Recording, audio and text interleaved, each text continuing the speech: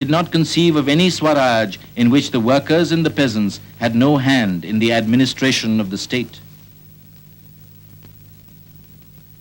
Despite Gandhi's desperate pleading, Bhagat Singh, Rajguru and Sukhdev were executed on the eve of the Karachi Congress.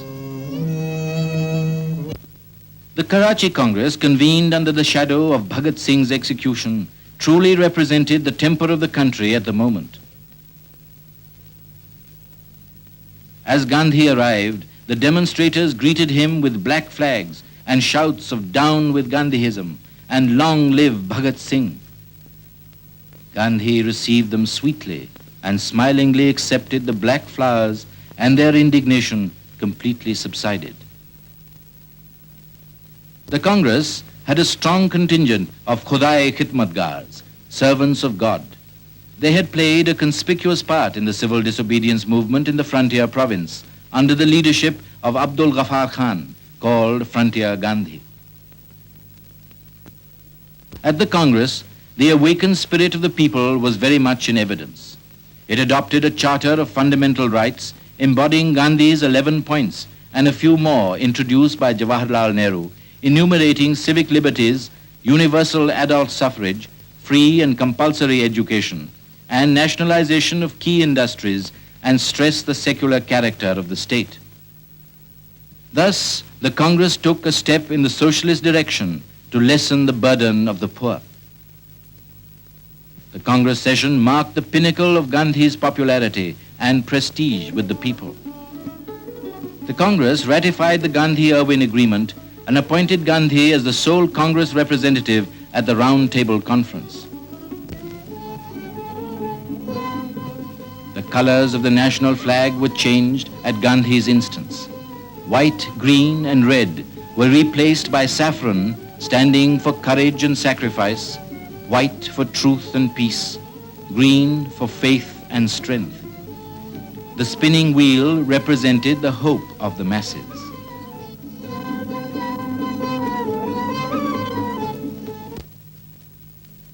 Gandhi reached Bombay on August 29th to catch the boat in time. A special passport was issued to enable him to make a dash for London. The Indian plenipotentiary arrived not for waging a battle of diplomacy, but for embarking on his mission of asserting the right of the Indian people to be masters of their destiny and cultivating friendship with the world.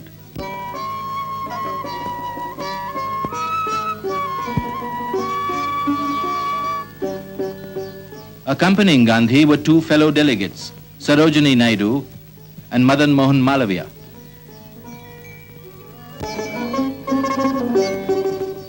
At noon on August 29th, the Rajputana steamed out. Jawaharlal Nehru watched the ship that carried the sole representative of 1/5 of the human race to the Arabian Sea and the far west.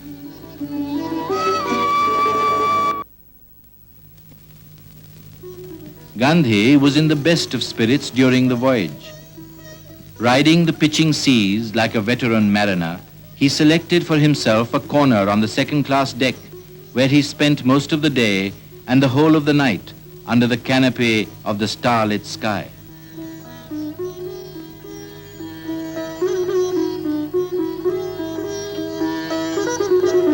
The quaint traveler carried the scantiest of luggage and scrupulously observed his daily routine on board the ship.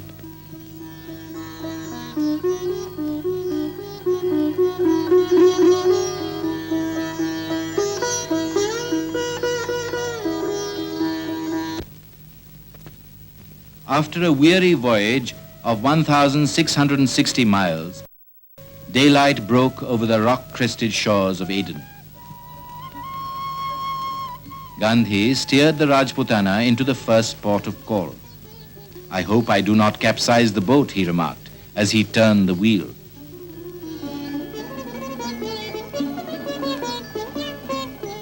A big welcome awaited Gandhi at Aden.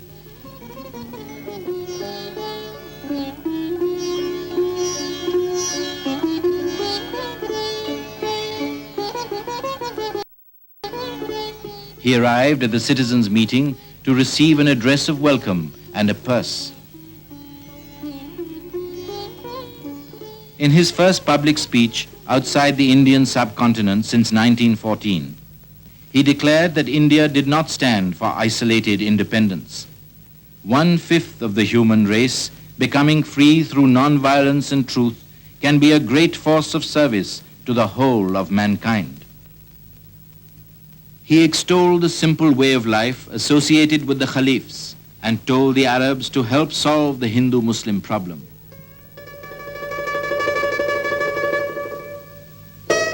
As the ship was gliding through the Suez, messages of welcome from the Egyptians poured in. On crossing the Egyptian waters, Madame Zaghlul Pasha sent the great leader of Great India her best wishes for the success of the Indian cause. Gandhi had in his loyal secretary Mahadev Desai an assistant who not merely relieved him of much of his routine work, but put his keen intellect and tireless capacity for work at his disposal. Mahadev's devotion to Gandhi was complete, and Gandhi's affection for him deep and unbounded.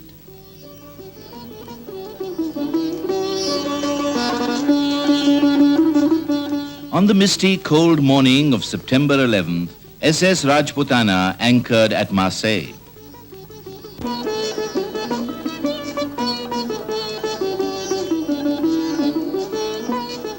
When the spiritual ambassador of India alighted on the soil of war-weary Europe, he was hailed with shouts of "Vive la Gandhi!"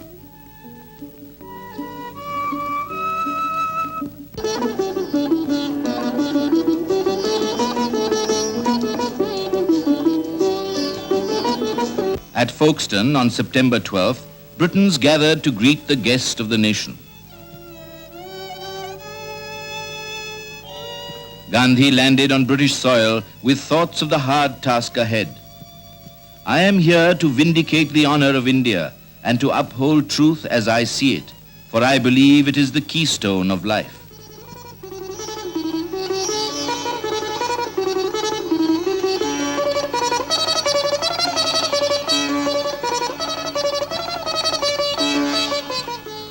Gandhi had accepted Muriel Leicester's invitation to stay at Kingsley Hall, a centre dedicated to the slums of London. The members of every section of Bow assembled outside Kingsley Hall to welcome Gandhi.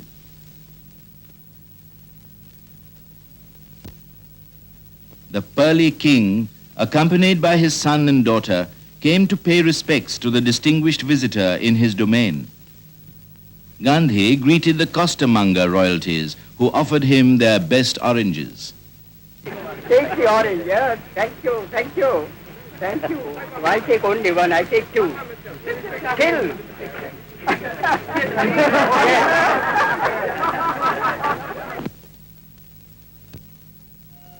At the Federal Structure Committee of the Round Table Conference held at St. James's Palace, the voice of resurgent India spoke through Gandhi. The goal of absolute independence remains intact. Gandhi stressed the need of adult suffrage and racial equality and advocated an honorable partnership between India and Britain. "The nation that does not control its defense forces and external policy," asserted Gandhi, "is hardly a responsible nation." He struck a note of warning. A nation of 350 million people needs simply a will of its own to say no, and that nation is today learning to say